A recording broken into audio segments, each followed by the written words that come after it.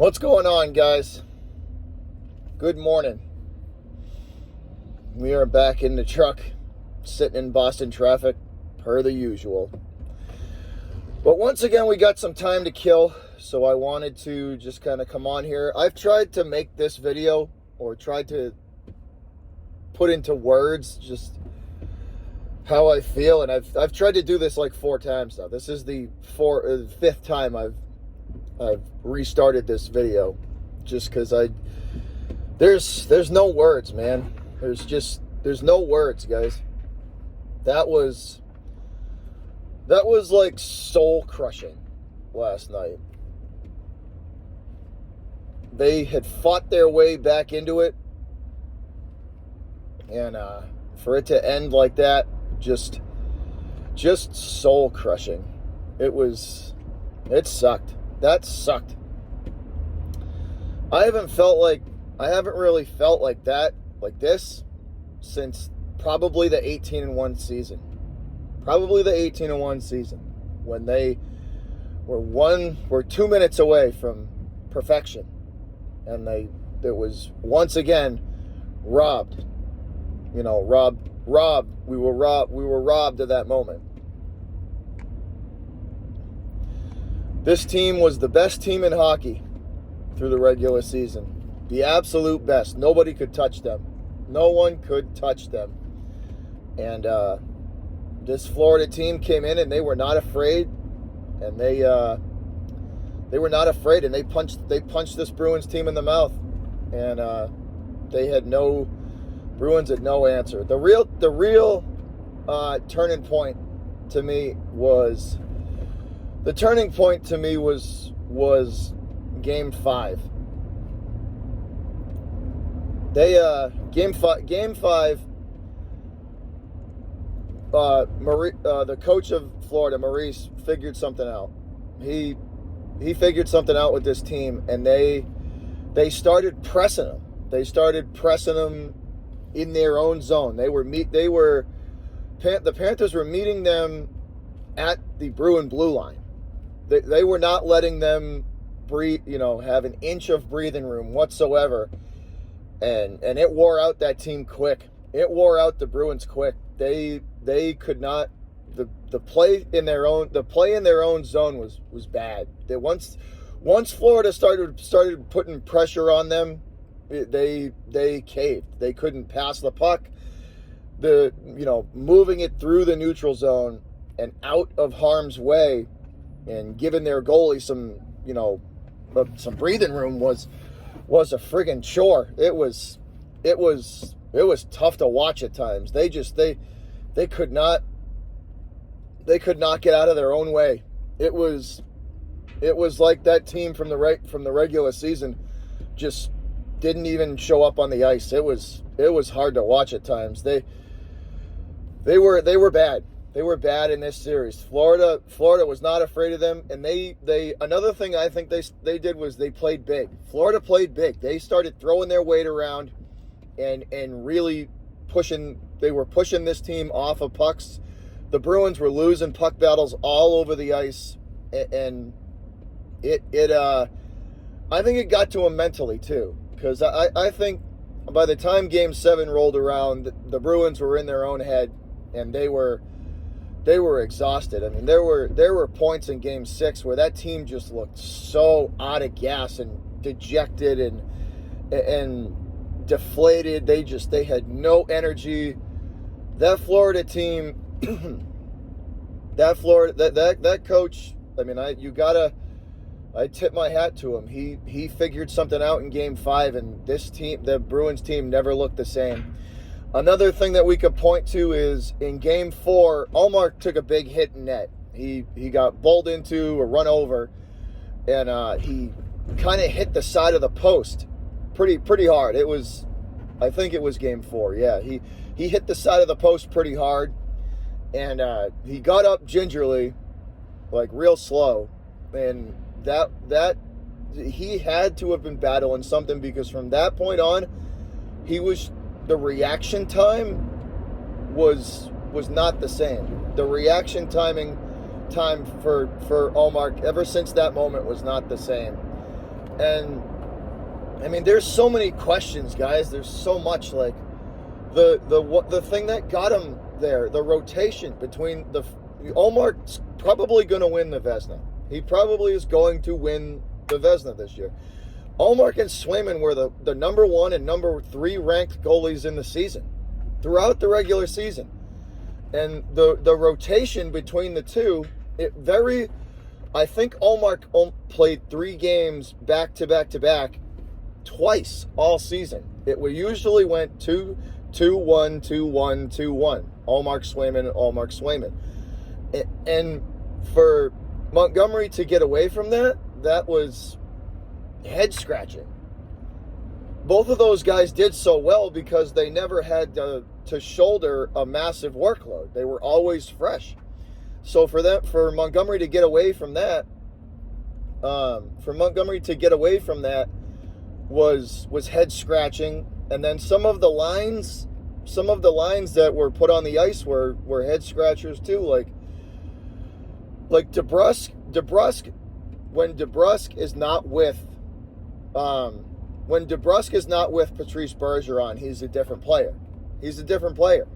He went ghost for large periods of the last 3 games. I don't know, just there's so many questions to just so disappointing. Like I don't even. They scored that last goal on my live stream, and I don't think I said a word for 40 seconds. Just looked at the TV. Like just staring at the TV in disbelief. We were down. We had that team 3-1, and they had to win 1 game out of the next 3, and they couldn't do it. And they went from that game 5 was I don't know, it was just something happened, man. Something happened, and it wasn't good. It wasn't good. It was all downhill from there. The Panthers going into Game 7 had all the momentum they needed to beat this team at home. They had all the momentum. And the fact that they scored first was a massive bad omen. That was a bad omen. That was a bad omen. When the Panthers scored first, it really, really did deflate that team. You could see like the energy in that building went out quick. It was gone.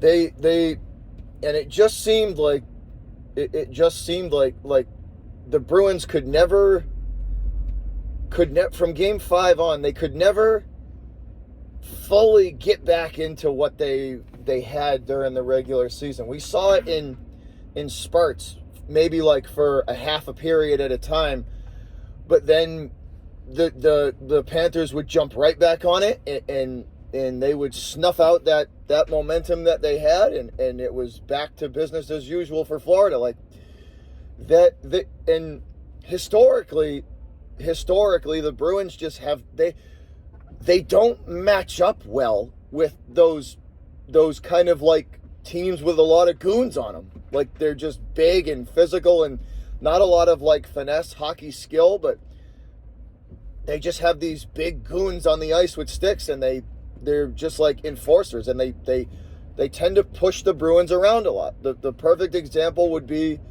the St. Louis Blues. The St. Louis Blues did the same thing that the Panthers did. They just bullied them. They played big, and they bullied them. They bullied them around the ice, and they made them make mistakes. They put pressure on them. They wouldn't, they put pressure on them in their own zone, and they just caved. They just absolutely turtled when it mattered the most, and it was tough to watch. It was tough to, like, a lot of those games were hard to watch, guys. That was tough. Like, they just could never get back into full, like, swing of the regular season. They could just never get it back. Montgomery just got out coached, and the Bruins just got outplayed and out hustled, and it was they had no answer. They had no answer. The Bruins had no answer for the way that Florida was playing them. And that game 7 was that game. They had all the momentum going into it. There was nothing the Bruins could do. Florida had their number. And it was just, it sucks now because we look back at it and it's like, well, this is probably going to be Patrice Bergeron's and David Krejci's last game as a Bruin. We probably witnessed that the final game of Patrice Bergeron and Krejci in Bruin uniforms. It's I mean, if you're Bergeron, why would you? These guys go through a lot. If you like so it came out that Bergeron played through a herniated disc in his back. And that's not an easy injury, guys. That's not an easy injury to fix. That's not an easy injury to rehab. So he's going to have to, if he's going to come back, he's going to have to rehab that injury. And then, get ready for the season again. And, I mean, Orlov's a free agent. Bertuzzi's a free agent. Krejci's probably not going to be here. The bottom 2 lines of this team are going to look real different. I could probably guarantee that. The team's getting older, and it's going to look very different next year. And they're probably, if I had to take a guess, they're probably not going to be as good as they were this year. And I mean, if you're Bergeron, do you really want to? You know what I mean? Like, I think there's 10 guys. 10 contracts that are up on the Bruins this season. So, I mean, I don't know. My heart tells me that Patrice is done, that Bergie is done. Krejci's he refused to talk to the media. Krejci refused to talk to the media. So that tells me that he's probably done. He probably doesn't even know he probably just didn't really have anything to say like these guys. So Marchand's probably not too far behind. We may get 2 more seasons out of him before he calls it a career. Like this, it just sucks. I don't have a lot of words. Just don't have a lot of words for it. It sucks. Sucks. Such a shitty end to what was supposed to be Patrice Bergeron's swan song, and send him off the right way and let him raise that cup and ride off into the sunset the way he deserved.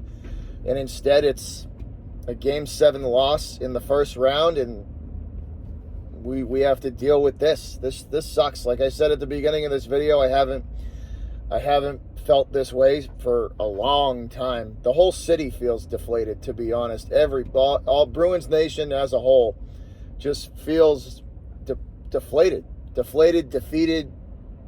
It sucks. It sucks. But I don't think Bergeron's coming back. That's a lot. He's going to be 38 he's going to be 38 in July. Bergie will be 38 in July. And there's not a lot of 38-year-old hockey players. It's a lot, guys. That sport takes a lot out of you. Hockey is a physical sport. It takes a lot. It takes its toll, and it happens fast. But I don't know where we go from here, guys. We got the Celtics, so we just, as fans, we got to move on. Bruin, it's this whole, I just like to thank everybody for, the hockey season. That was a ton of fun. I enjoyed, I always enjoy the chats and having you guys in the live stream watching the game with me. it's a blast. And for it to end like that, I feel bad for everybody, for all of you guys, all of us as a whole, Bruins Nation as a whole. This was not the way it was supposed to end, guys. This was not the way it was supposed to end. I'm going to be very curious to know if Linus Ullmark was dealing with something, because that'll tell us a lot. I'm going to be very curious to know if Ullmark was dealing with an injury, because I personally think he was. I think he was. I think he was trying to fight through something, and I'm going to be definitely keeping my eye on that. But once again, guys, thank you again for all of the support through the hockey season. We still have our Celtics, and we will continue to follow them. And the Red Sox coverage is going to be ramping up now that the Bruins season has ended. You guys are going to start seeing more Red Sox streams, and we'll cheer on the boys of summer as well. But thanks again, guys. Bruins Nation, this one hurts. This one hurts. But one thing about Boston sports fans is we will be back. That Garden next season will be packed. We'll be back in there. We'll be cheering on our guys, per usual, because it's what we do. But thanks again, guys, for an incredible Bruins season. That was a lot of fun. On to the Celtics, and I will see you guys tonight. Appreciate every one of y'all. Love y'all. And I'm out. Everybody have a good day.